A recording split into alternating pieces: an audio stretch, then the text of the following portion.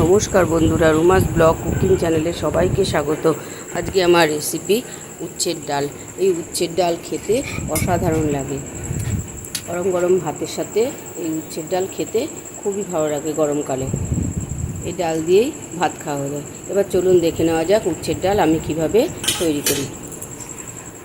উচ্ছে ডাল বানাবার জন্য আমি এখানে মুগ ডাল সেদ্ধ করে নিয়েছি।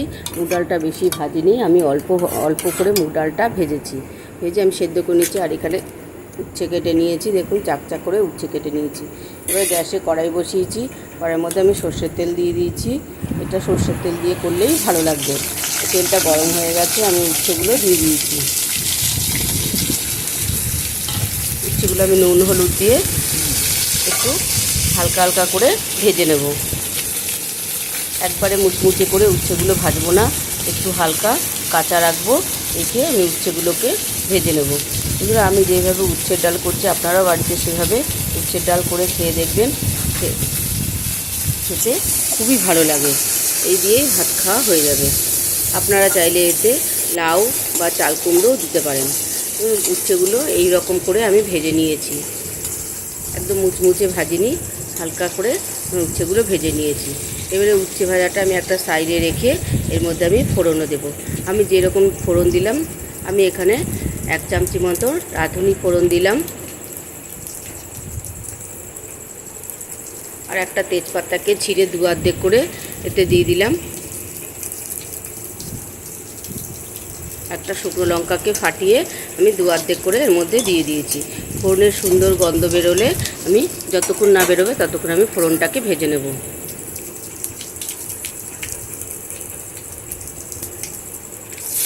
আর এখানে 1 চামচি মতন আদা আমি গ্রেট করে রেখেছিলাম, সেই গ্রেট করা আদাটাকেও আমি এর মধ্যে দিয়ে দেবো। দিয়ে ভালো করে আমি ফোড়নটাকে সুন্দর করে ভেজে নেব। এইভাবে আপনারা বাড়িতে এই উচ্ছের ডাল করে খেয়ে দেখবেন, খুবই ভালো লাগে খেতে। এবারে সমস্ত কিছু মশলার সাথে আমি ভালো করে উচ্ছেটাকে আবার নেড়ে চেড়ে মিশিয়ে দেব।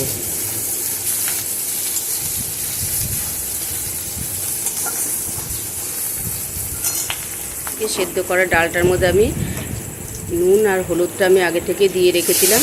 এই ডালটাকে আমি এর মধ্যে ঢেলে দিলাম। স্বাদ মতো লবণ আর স্বাদ মতন একটু হালকা করে একটু মিষ্টি দিতে হবে ডালে। দিয়ে আমি ডালটা এর মধ্যে ঢেলে দিলাম, দিয়ে আমি একটু ফুটতে দেব। দিয়ে আমি স্বাদ মতন একটু চিনি এতে দিয়ে দেব। আমি যেভাবে ডালটা করছি আপনারাও সেভাবে ডালটা বাড়িতে করবেন, দেখবেন শুধু এই ডাল দিয়েই ভাত খাওয়া হয়ে যাবে। এবার চিনিটা দিয়ে ভালো করে আমি একটু মিশিয়ে নিলাম।